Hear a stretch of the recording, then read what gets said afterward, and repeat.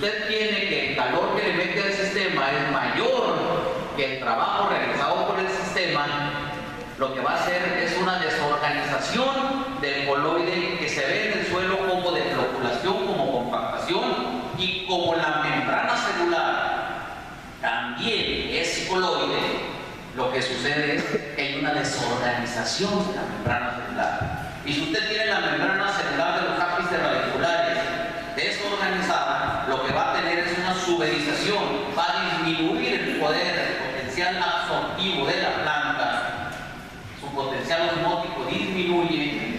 Ustedes saben que la célula vegetal es alrededor del 95-98% pura vacuola, el resto organelos y demás están distribuidos a periferia. Entonces esa desorganización lo que va a causar son tremendos daños. ¿A dónde quiero llegar con esto? Al cuidado que tenemos que tener en lo que le estamos poniendo al suelo. Que sigue, por favor.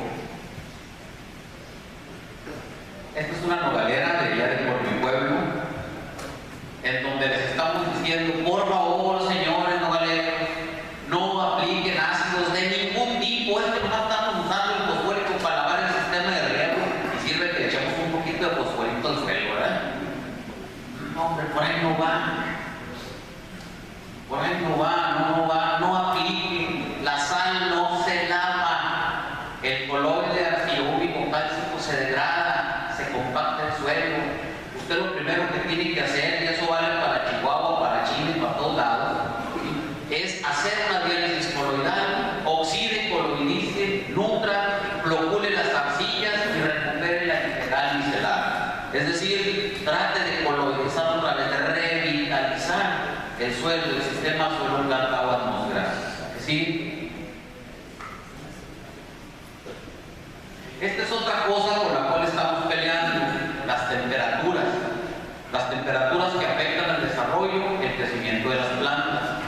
Allá en nuestra región son los cultivos, el manzano, por ejemplo, el nogal, tienen que acumular horas frío para poder realizar cirugía normal. Entonces aquí se nos olvida también a los productores que las temperaturas extremas, y esto vale también para cualquier región del mundo, tienen una limitación de forma booleana. ¿Qué quiere decir eso? El álgebra que se maneja en los cálculos de la fisiología vegetal no es la regla de 3. Tengo un ingeniero que trabaja conmigo, los más viejos allá, dice, no hombre, todos los mayordomos hacían la regla de 3, ya te compra y ya existe, ¿no? Ahí no puede funcionar que si con 1 kilo de fertilizante saco 50 toneladas, con 2 kilos sacaré 100. No. Las cuestiones de la fisiología vegetal transforman en forma booleana, es decir, sí, no, con ceros y unos, como si fueran los programas de computadora, o abres o cierras, un canal iónico o se forma o no se forma, no hay con que medio se formó. Entonces las temperaturas también funcionan de este tipo, de esta forma. Adelante. De tal manera que los extremos de temperatura nos van a afectar directamente. Hay un pequeño problema ahí. La mayor parte de los cultivos en México no están bajo invernadero. Ustedes han visto, ayer me sorprendí, uno de mis ingenieros está atendiendo aquí en Ismael, nos pasó, íbamos a comer marisquitos de los de veras, de los de nata que producimos allá, y vimos unas papayas bien simpáticas, donde empezaron, donde tienen los papayas acá arriba. ¿Qué pasó aquí? No, le pusieron malla sombra, ¿verdad? A Teleña le pasó lo que los clichis, que creían que las mayasombras eran para quitar los vectores, y llenaron de mayasombras allí, y resulta que también que quitaron vectores, y que quitaron luz, y que quitaron flujos de Eddy, y que quitaron termodinámica natural de las condiciones hortícolas, quitaron muchas cosas. ¿Por qué? Porque las temperaturas, lo que uno le haga al cultivo, a la planta, se lo va a cobrar. ¿A que sí? Aquí está, por ejemplo, los efectos que tenemos en los retrasos de aperturas de yema, inicios de producción, bajo potenciales de cultivo. efectos de difusión lateral, en la cuestión de la energía, y también quieren emplear por allá limpiar el ácido sulfúrico. Y si el ácido sulfúrico despide calorcito, estamos usándolo también como fuente de calentamiento interno para que no se nos congele el agua radicular, ¿verdad? Fíjense hasta dónde se trabaja el tema de algunas gentes, pero bueno, la que sigue. Con todo eso que hemos hecho, estamos haciendo y dejamos de hacer, estamos contribuyendo al incremento global de la temperatura. Y esto no son noticias de primera plana amarillistas. Esto es una realidad cada vez más sensible. La temperatura del globo está cambiando. Estamos produciendo muchos contaminantes. De 1970 al 2004 los incrementos de temperatura han sido a nivel global del 70% y el aumento del efecto de gas invernadero también. Esta es una realidad que no nos podemos escapar de nuestra casa grande, como decía la maestra ahorita en la inauguración. ¿Sí? Ahí están las proyecciones de temperatura y calentamiento global de 2020-2029. Los que vamos a vivir hasta el 2099 por ahí, ya nos debemos estar preocupando un poco más, va a estar esto que arde, ahora sí, la verdad. Pero lo malo de esto es que no se siente. Cuando estaba yo un niño, mi abuelita me enseñó un pequeño truco. Mira, puso una olla con agua caliente, mira, ahí está hirviendo el agua, y agarró una ranita. La agarró y estaba hirviendo el agua y la aventó a la olla y la rana mal tocó el agua y ¡pum! Para afuera, ¿no? Sintió inmediatamente el calor. Pero puso una ranita en la olla con agua sin calentar y empezó a calentar poco a poquito y la ranita no saltó. Eso es lo que nos está pasando a nosotros. Que nos está calentando el planeta sin sentido, porque al cabo que la que sigue. Aquí viene un enemigo muy grande, el incremento en la radiación ultravioleta y cómo esta radiación ultravioleta ya es A, B y C. Y esto sí que está bien en serio el asunto. Hay cultivos en los cuales usted puede ver las deficiencias nutrimentales desde que va llegando por la carretera. Los va viendo por ahí, los árboles o las plantas le empiezan a gritar qué es lo que les duele. Y usted analiza algunos cultivos, y esto ha pasado mucho por allá en el norte, y salen los análisis muy bien y la planta manifiesta síntomas de deficiencia. ¿Qué está pasando? Lo que está pasando es que la luz ultravioleta que nos está llegando ya es B, ya es ultravioleta B y algunas fracciones de C, y nuestros vegetales están acostumbrados a trabajar en el Light Harvesting Complex 2, complejo colector de luz, en la función fotosistémica del fotosistema 2, con luz ultravioleta A, no B. Y empieza a alterarse el factor fotosíntesis y empezamos a tener graves problemas de alteración a nivel del cultivo. ¿Sí? Aquí, por ejemplo, tenemos el otro problema que se llama autocronía y microismo de la luz. Es decir, cómo se cambia la longitud de onda con que le atravesemos un medio extraño. Cuando la luz viene del sol y pasa por la ionosfera y nos llega hasta nosotros, cambia su longitud de onda. Y cuando usted le mete un plástico en medio, hay un fenómeno que se llama autocronía y microismo. También va a alterar esa cantidad y calidad de luz que le está entrando, sea el color del plástico que sea, el grosor del plástico que sea y la malla que tenga. Tiene que contemplar esa dinámica del sistema. ¿Sí? Los daños que estamos teniendo ya por esa radiación ultravioleta también ustedes los están alcanzando. También ya esto es global. Y estamos alterando básicamente el fotosistema 2 fotosistema 1 y algo muy importante, la ATP sintetasa. Esta enzima tan importante que es la que convierte el fósforo en energía. ATP, ADP, vía nicotinamida, adenina, dinucleótido, fósforo, hidrogenasa y demás cuestiones que se deben ustedes de aprender bien entendidas de la bioquímica de la planta, cómo están funcionando los tejidos vegetales, y esto se está viendo alterado. Aquí estamos teniendo problemas con amarre de flor, por ejemplo.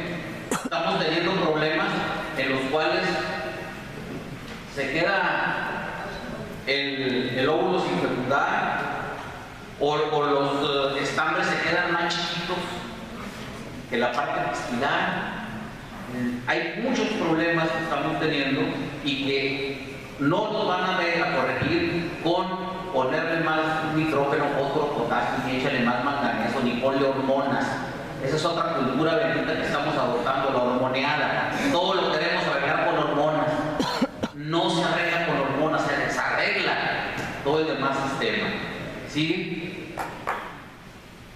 Ahí están los daños de radiación ultravioleta a nivel de membrana celular, principalmente interfiriendo con compuestos con el aminoácido histidina. Después hemos visto también que la prolina y hidroxiprolina, en lo que se llaman las proteínas de vía aminogalactánica, que estamos estudiando aquí, con ustedes, aquí, con el doctor Osuna, con Gisela, con la gente de Culiacán, estamos tratando de ver cómo podemos lidiar con este tipo de identificación de proteínas aminogalactánicas y proteínas G para minimizar estas respuestas que estamos teniendo. La disminución de áreas foliares, la menor necesidad de estomas, la menor erogación de tallo, la deposición de cera y sobre todo algo muy importante, o falta o exceso de metabolitos secundarios, dentro de los cuales los flavonoides y las antocianinas marcan un punto importante. De hecho, hay una división de nuestro instituto que está estudiando, bajo la dirección del doctor Basilio Heredia. Tenemos ya un máster ahí, Rubén León, y va para su doctorado, que está estudiando algo que se llama antocianínica predictiva. Las antocianinas, esas manchitas, nos van a decir hasta con 96 horas de anticipación qué va a pasar en la planta. La planta es el ser vivo más adaptado que hay. Los animales migran, se mueven buscando agua, buscando luz, buscando todo. Las plantas donde están ahí se quedaron. Y a la hora del exceso de calor no se ponen la raquilla ni se toman la caguama, ni se ponen su chamarrita con el frío. Y aguantan. ¿Cómo le hacen? Mueven su bioquímica, mueven todo un sistema de defensa, diácido chiquínico, ácido mevalónico, rutas inmunológicas. Las plantas piensan, porque no lo sabían. Uno las ve porque no dice nada, pero la planta tiene un sentido de una conciencia que no es una conciencia primaria. ¿Sigue, por favor? Hemos visto también cómo estas radiaciones ultravioleta nos empiezan a dañar bioquímicamente tan grave que vamos a llegar a desnaturalizar completamente la génesis proteínica, no solamente de membrana y de pared, sino también ya a nivel organoléptico. Y esto está ya muy en serio. ¿Sí? ¿Sí? Ok, eso es algo en el cual debemos de tener conciencia y pensar como un sistema con toda esta historia que les he platicado. El sistema planta, ¿sigue? El sistema suelo, ¿sigue? El sistema agua, ¿sigue? Y el sistema atmósfera. Suelo, planta, agua, atmósfera, ¿sigue? En algo que se llama agrología biosférica. Antes estudiábamos agronomía, ahorita la agrología es la ciencia de ciencias, la que conjunta todas las disciplinas del conocimiento humano para producir comida. Aquí entran ya la psicología, la sociología, las leyes jurídicas, la fisiología vegetal, la química, la biología molecular, la matemática de todos los niveles. Por eso no le tengan miedo a las matemáticas. No es cierto lo que les dijeron nuestros maestros de primaria: niños, prepárense porque vamos a ver algo muy difícil. Y desde ahí me los bloquearon a todos, ¿verdad? No es cierto. abrir la mente para entender una nueva perspectiva, la perspectiva de la vida desde el punto de vista agrológico. ¿Sí? Esto nos obliga a generar un nuevo paradigma. Esa es la necesidad de un nuevo paradigma. Decía Einstein, no podemos cambiar si seguimos haciendo lo mismo. Las buenas intenciones no sirven para nada. Hay que hacer algo diferente. Y ese nuevo paradigma nosotros le llamamos ingeniería metabólica de su servidor. Es un sistema bioquímico, bio-nano-tecnológico que responde a la necesidad que veníamos generando anteriormente. Si no podemos hacer nada con la luz ultravioleta, si no podemos hacer nada con las temperaturas, ¿qué podemos hacer? Emplear un criterio bioético muy importante. Primero, no hacer daño, segundo, no estorbar. Primero, no le hagas daño ni al suelo, ni a la planta, ni al agua, ni a la atmósfera. Y segundo, no le estorbes. Dice que ayudándole, poniéndole cositas. Hay que ser más racionales. Y esto nos lleva a algo que se llama arquitectura celular y arquitectura molecular. Los productos, lo que hagamos, tiene que ser en función de la arquitectura de la célula, no de la disposición de los materiales que hay en el medio. La célula tiene una arquitectura propia y las moléculas que diseñemos deben de ser enantiomórficas. ¿Qué quiere decir? Ad hoc, traje a la medida. Dios morfee, que lleguen y se pongan exactamente respetando esa forma estructural que ocupan las moléculas en el espacio y las moléculas biofosfolipídicas. ¿Esto qué? ¿Cómo se lleva a cabo? Primero tenemos que estudiar topológicamente la membrana celular. El estudio topológico es algo bien padre. Si me prestan una hojita, les explico más fácil. Y al cabo no lo voy a jugar. Vamos a suponer que queremos pasar esta hoja por este hoyito. ¿Cómo la ven? No se puede. Pero esta hoja, si nosotros le cambiamos la forma y se vale, no estamos cambiando la estructura de la hoja. La química de la hoja no la hemos alterado, ¿sí? Nomás cambiamos su forma de momento en el espacio para que pase por un canal iónico. Esa es la antiomorfía.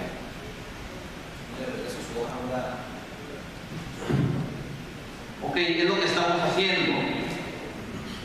Pero eso que acabo de hacer con la hojita se tiene que hacer termodinámica y estereoquímicamente, de tal forma que no alteremos los sistemas de ingeniería metabólica que nos permitan diseñar moléculas, producir moléculas, tener trazabilidad de esta molécula, tanto exo como endógenamente.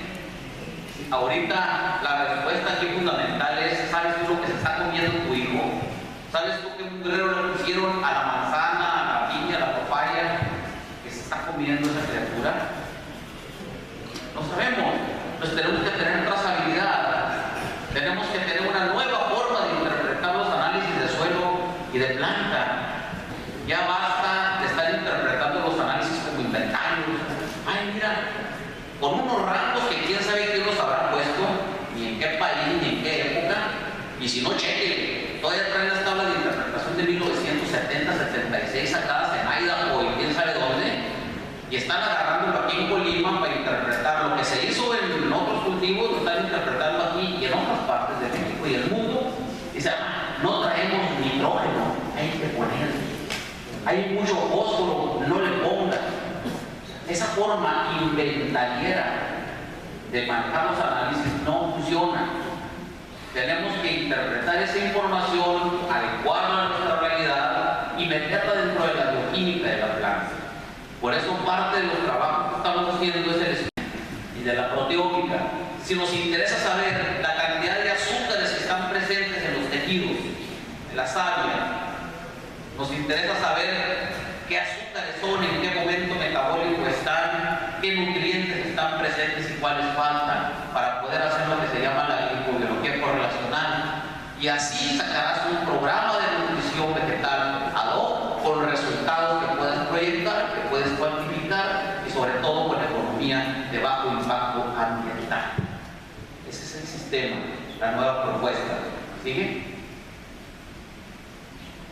Por eso llamamos excogitar para nutrir. Excogitar es una palabra elegantiosa para decir innovar. Innovar ya le hemos quitado tanto sentido que si ustedes checan el banco de patentes de Estados Unidos hay 2.476.000 ratoneras patentadas, que todas hacen lo mismo. Yo puedo sacar una nueva fórmula que le pongo E igual a MC al cubo, o si Einstein dijo que E igual a MC al cuadrado, ¿por qué el algo no va a decir que al cubo, verdad? Y él me lo impide y voy y la registro y la patento y ya presumo que tengo una patente. ¿Y saben para qué sirve eso? Para nada, si con el cuadrado de la velocidad de la luz no hayamos que hacer con el cubo menos. Entonces hay tantas cosas en los sistemas de investigación que no sirven para nada. Excogitar quiere decir innovar con magnitud, con dirección y con sentido. Eso es excogitar para nutrir. Meternos en los aspectos de arquitectura celular y molecular. ¿Estás bien? Pasa la otra. El aspecto nano y el aspecto fem. 1 por 10 a la menos 9 es nano, la millonésima parte de 1 milímetro, las células se miden en escala nano. La femto 1 por 10 a la menos 15, las moléculas de tiempo molecular es femto. La vida, una reacción molecular a nivel de mitocondria, entre mitocondria, retículo endoplasmático y aparato de Golgi, ¿saben cuánto tarda? 1 por 10 a la menos 15 segundos. La vida es así, la célula se mueve así. Por lo tanto, no podemos estarle poniendo el nutriente a la planta cuando nuestro nivel operativo lo permita. Como esos que le avientan toda la comida a la planta en un solo trancazo al principio, y ahí la planta la va comiendo. Cuando doy este tipo de conferencias les digo a la gente, los invito a comer al restaurante más caro, donde quieran, yo pago, lo de todos, por una sola condición. Van a pedir lo que se van a comer en los próximos 30 días. Cuando les den la carta, le dice a la mesera o al mesero, tráiganme, que será pues 30 filetes de pescado, unos 28 cócteles de camarones. ¿Qué va a hacer? Estoy pidiendo mi dieta. Si eso le hace a las plantas, ¿por qué no se lo hace usted mismo? ¿A poco cree que la planta no siente gacho que le arreglen todo lo que se va a comer? No, señores, señoritas, esto está programado a 1 por 10 a la menos 15 segundos. Hay que ponerle razonamiento al asunto. De ahí la cuestión nano y la cuestión metodológica. ¿Sí? Y este es el sistema de ingeniería en donde conceptualizamos la vida como un cambio, como un flujo, como un ritmo de la vida que sigue una lógica circular, no una lógica lineal, donde debemos de respetar la topología, la simetría, la sincronización básica de los ritmos biológicos, las oscilaciones metabólicas, cada singularidad de fase, es decir, cada paso bioquímico que se dé a nivel organelar, la morfología, la distribución molecular, en un continuum para mantener algo que se llama homeomorfismo, homotropía, homología y cohomología, es decir, salud en las plantas. Estas últimas palabras raras se pueden sintetizar en unas preguntitas muy fáciles. Yo le puedo preguntar a Gisela si sabe cuántos mililitros de orina está filtrando su asa de gene en el riñón derecho. ¿No sabe? Y sin embargo no le duele nada. Es más, ustedes no saben ni cuántas veces parpadean por minuto, porque son cosas que manejan de forma automática el organismo. ¿Ok? Y los mantiene sanos. Pero si nomás se atora tantita una nefroncita del riñón de ella, entonces ahí vamos a ver que le empieza a doler y entonces va a darse cuenta que tiene riñones. Le dicen que los riñones no duelen, ¿verdad? En las plantas es lo mismo. Las plantas hay que mantener la salud del vegetal. Una planta sana es una planta que va a producir comida sana. Esa es la productividad para la competitividad en este ritmo. ¿Sí? Y el modelo bioquímico que nosotros proponemos es balancear energías en la planta en función del trabajo que hace la planta, de acuerdo con los factores críticos de temperatura, humedad, etcétera, dando a la planta el máximo impulso con el mínimo esfuerzo. Ese es el nivel de nutrición que nosotros proponemos. Nutrientes ya no ultrasolubles, sino ultra asimilables con la economía de recursos. ¿Sí? De ahí sale todo un modelo que en otra ocasión estableceremos con calma, en donde hay una parte fundamental, la parte teórica, hay una parte de diagnóstico, que es la parte que le ponemos al campo, y la parte de este lado, que es la parte de evaluación. Normalmente esta parte la sacamos a nivel de nuestras instituciones internas vinculadas, esta parte la hacemos en la parte comercial de la empresa, y esta parte la hacemos en convenios con universidades y institutos de investigación. Espero poder contar algún día a la brevedad con un convenio con la Universidad de Colima. Ya estamos trabajando en un proyecto de CONACYT con el doctor Osuna, y nosotros, pues, ojalá que pudiéramos entender más. ¿Sí? Okay. De ahí, pues, sale la tecnología de los coloides anfífilos. La vida es coloidal. Cuando ustedes les enseñaron que los estados de la materia eran sólido, líquido y gaseoso, les faltaron dos: el estado coloidal y el estado plasmático. El plasma también es un estado de la materia. Y si no, nomás acuérdense cuando les enseñaron en la clase de biología 1, la primera clase, en la primera hora que estuvieron ahí, que les dijeron la célula. La célula está compuesta por un núcleo, ¿un qué? ¿Un cito qué? Ese mero. ¿No? Entonces todo eso se engloba en el estado coloidal. Y estos coloides, hay hidrófilos que agarran un agua, y hay hidrófobos que repelen agua, pero los anfífilos, por una parte de su molécula toman agua y por la otra la repelen. Es un coloide muy interesante, que es una patente nuestra, y hemos hecho estas moléculas anfífilas con un grupo polar en cabeza y un grupo no polar en cola, son espermatozoides, un coloide anfífilo, que no se confundan. Y esto forma agregados. Estos agregados coloidales se llaman micelas, que se forman espontáneamente porque se asocian físicamente, se agregan en el proceso start-stop-start automatizado, tienen propiedades bien definidas y tienen tamaños y formas que se adaptan a las diferentes condiciones de temperatura, pH y conductividad eléctrica. Y esto fue lo que hace la gran diferencia. Ustedes lo saben, miren, en la agricultura protegida ya andan peleándose con las conductividades eléctricas, que si les subimos, que si le bajamos, que si se nos frenan los tomates, que si no, porque dependemos de transferencias de carga de energía. Estamos con la ley de Coulomb, fuerza igual a Q1 Q2 por el inverso de la distancia al cuadrado. Y ahí en esta transferencia de energía estamos midiendo si entran o salen iones. Es una perspectiva completamente distinta. En la colonización anfífica y la antiomórfica, eso no importa, ¿sí?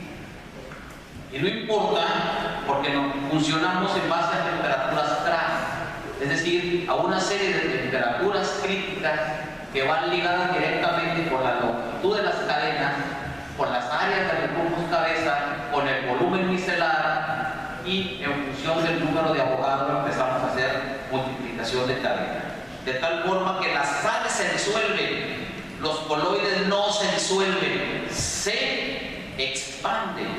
Si usted agarra 100 mililitros de agua y le pone 1 gramo de sal cualquiera, tiene una concentración. Si le echa más agua, baja la concentración. Si usted tiene 100 mililitros de agua y le pone 1 gramo de coloide anfílico en antiomórfico, tiene una concentración. Le agrega más agua y tiene la misma concentración. ¿Por qué? Porque el coloide se expande hasta 2 billones de veces su peso molecular. Y nomás ahí saca y se trae calculadora el peso molecular de un coloide anfílico. Usted lo va a calcular, pero es una fórmula C80H33, 20, N5 o 41. Ya cuando le haya sacado el peso molecular, hágalo 2 millones de veces y es la capacidad de captación y de selección directa. ¿Sí? Adoptan diferentes formas: esféricas, cilindro y capas. Pero si notan algo, son con medida determinada. Se hacen coloides anfílicos de medida determinada. No es una colonización tipo gelatina en la cual no nos importa la forma que tenga. ¿Sigue? Y esta curvatura es perfectamente programada en base matemática, de tal manera que llevamos control sobre las curvaturas principales y las curvaturas perpendiculares para que el coloide sea con arquitectura molecular. ¿Sí?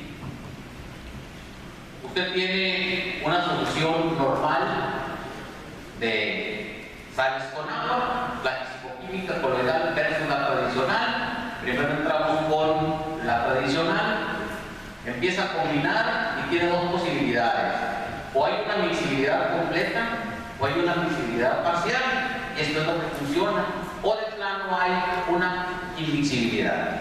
Esto es lo que sucede normalmente, y por eso tienen que andar haciendo medidas de conductividad eléctrica y de pH para todo. Porque esto no nada más es la solución que va a aplicar, la solución madre de lo que está usando para regar, es dentro de la planta, dentro de la vacuola, también ocurre lo mismo. ¿Sí? La cuestión en antiomórfica es distinta. Usted tiene un coloide, usted tiene la segunda posibilidad de agua, y a la hora en que se combine el coloide con el agua, lo que estamos haciendo es una integración completa desde el punto de vista factorial en espacios que denominamos espacios omega. Definición rápida de espacio omega: lo que no se puede ver hasta con el ojo de la matemática. Punto. Está bien fácil. ¿Usted ha visto las galaxias? No, ¿verdad? Ni usted ni nadie. Stephen Hawking está ahí en su silla de ruedas trabajando brillantemente. Puede manejar todo eso, los agujeros negros y toda la energía cósmica en función de la alta matemática. Es la misma aquí, nomás bien chiquito. Las células son microuniversos que funcionan no en espacios visuales como el nuestro. Ese es nuestro error. La física de Newton sirve para hacer edificios, para hacer maquinaria, para hacer construcciones, no para hacer fisicoquímica ni bioquímica celular. Nosotros tenemos que movernos en espacios llamados espacios de Hilbert, espacios omega, espacios infinitamente pequeños, solo manejables mediante la cuantización matemática. Y por eso empezamos a hacer una serie de ecuacioncitas, ¿sí?, mediante la cual podemos prever exactamente los fenómenos de difusión mutua que ocurren cuando los cambios entálpicos son exactamente iguales a los cambios de la energía interna. Y ándale, este es el secreto de la nucleación coloidal. Hay dos posibilidades termodinámicas: entropía, que es desorden, el desorden de energía libre, y entalpía, que es orden, que es cómo esa energía desordenada va ordenándose paulatinamente hasta hacerse una estructura. Es un cambio entálpico. Ustedes han oído hablar del CERN, ahí entre Suiza, Francia y demás, ese centro de investigaciones en el cual están haciendo un acelerador hadrónico, es decir, están acelerando partículas. Hay muchos mexicanos ahí trabajando en física de partículas, y descubrieron el famoso bosón de Higgs. O sea, ya lo detectaron. ¿Qué es eso? Si Einstein dijo E igual a mc al cuadrado, la energía es igual a la masa por la velocidad de la luz. ¿Qué quiere decir? Que una masa que se vaya a multiplicar por la velocidad de la luz se va a convertir en energía. En el principio de la creación, la energía se convirtió en masa. Y se supone que la primera partícula que existió con esa desaceleración que hubo de la energía se llamó bosón de Higgs. Y de ahí para adelante el universo empieza a formarse y empieza a crecer, a expandirse. Ok. En la célula es la misma. Este cambio entálpico, es decir, el orden molecular que va adquiriendo la constitución de la célula, debe ser igual a los cambios en energía interna, no al revés. Estamos haciendo cálculos teóricos en los cuales in vitro e in silico, que a veces sin chévere, ¿no?, acá arriba, el papelito, funciona que hacemos cálculos energéticos y a la hora que lo ponemos a nivel de in vivo, no porque la planta cambia energéticamente de forma interna muy distinto al ritmo entálpico que nosotros queremos imponerle, porque no hemos calculado hasta aquí. Entonces, la nutrición coloidal se basa en esto, ¿no? En hacer estos fenómenos de difusión mutua a partir de la integración de energías, a partir de cualquier vaporización, y ahora sí, por favor, mediante un sistema de ecuaciones en el cual vamos integrando sistemas energéticos en espacios media. Así, me voy a ir rapidito aquí porque son más ecuaciones. ¿Sale? De tal forma que los potenciales químicos, que son los responsables de los cambios de energía libre por cada molécula del sistema, sean los que determinen la viabilidad de esa redistribución de componentes en el sistema coloidal. Esto es muy distinto de lo que hace Debye-Luckel.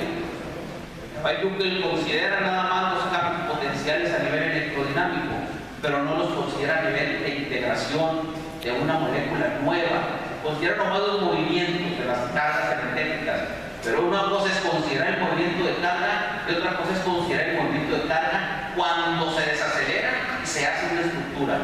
Llámese membrana celular para estimular lo que se quiere. Sigue, por favor. En base a estas cuestiones del potencial químico, nos tenemos que meter a sincronizar los potenciales osmóticos.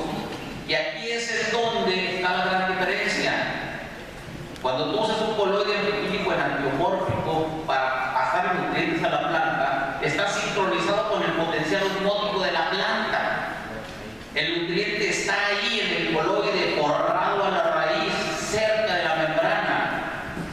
Y la planta lo único que tiene que hacer es hacer una derivación interna de energía y pasarla inmediatamente. Minimiza la presión hídrica, minimiza el potencial osmótico y no es afectada por el potencial mátrico.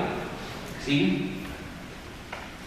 De tal forma que simplificamos esos movimientos brownianos y distribuciones de Boltzmann en forma de interacciones moleculares altamente difusivas. ¿Sí?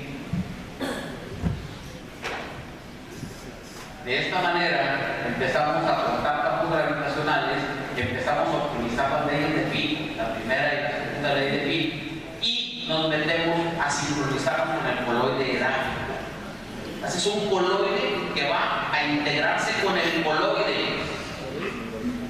Esa es la gran diferencia. El suelo es coloide. Si todo el suelo le pones sal, degradas el coloide. Si todo el suelo le pones ácido, degradas el coloide. Si todo el suelo le pones coloide, incrementas la capacidad coloidal del suelo. ¿Sí? Entonces, nos metemos en fenómenos de parámetros de Gordon para valoración de solfofobicidades, es decir, para que si el coloide que tú pones sea físico realmente, es decir, pueda captar algo por un lado y despegarlo por el otro lado. ¿Sí? Y empezamos a sacar curvas en las cuales mantenemos una hidratación a nivel de concentración micelar constante. ¿Qué quiere decir esto? Que tú tienes un espacio hídrico de mínima presión hidrostática pegado a la raíz, en el cual estás minimizando la presión osmótica. No hay déficit de presión difusiva porque no tienes potenciales mátricos que combatir y está sincronizado con los fenómenos fotorrespiratorios. Así de fácil. Estás poniéndole nutrientes en la boca. ¿Sí? Esto da como origen una empresa.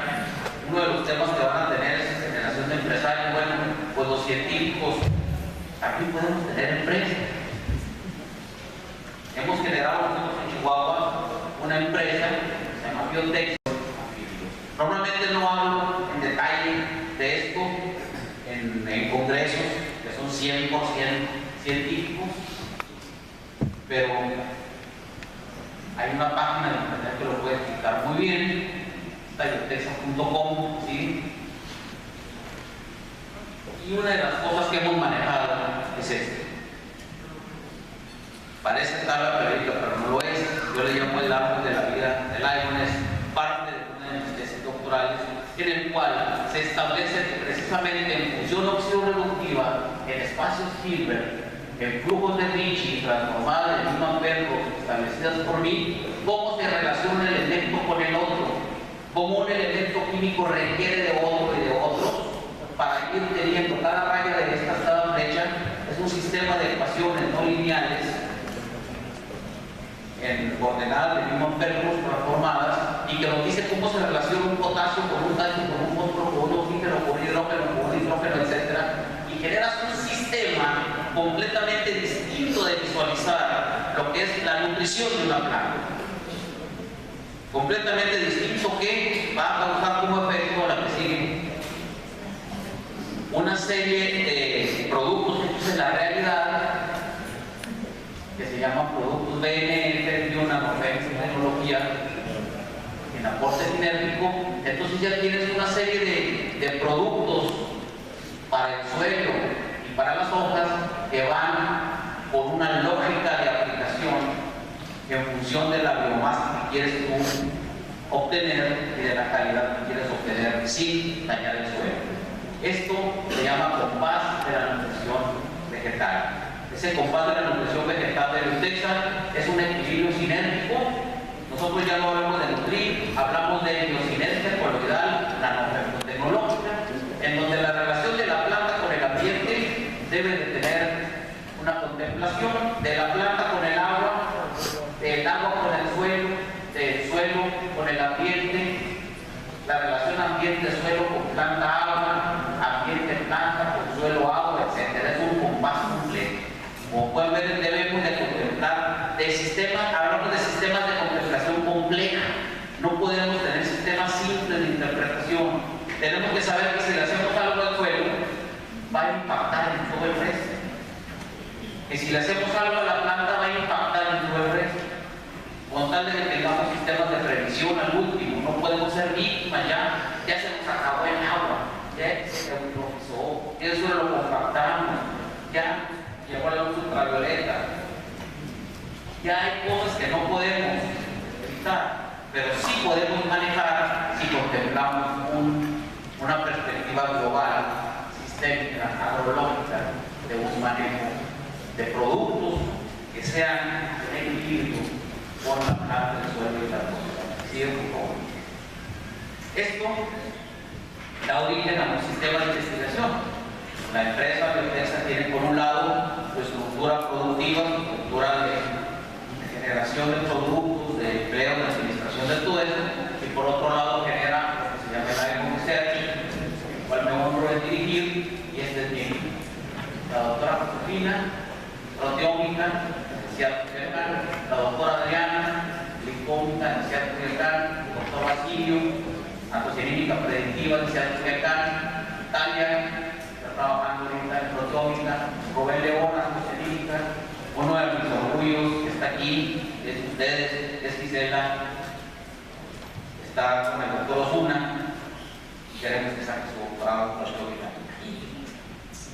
Aquí en Colima, amarillas, que tenemos en transcriptómica, y este es el equipo de investigación que soporta técnicamente Biotexa. Biotexa es la empresa madre, que es la que provoca todo, y es la que nos trae por acá compartiendo con ustedes, gracias a la invitación que nos han hecho.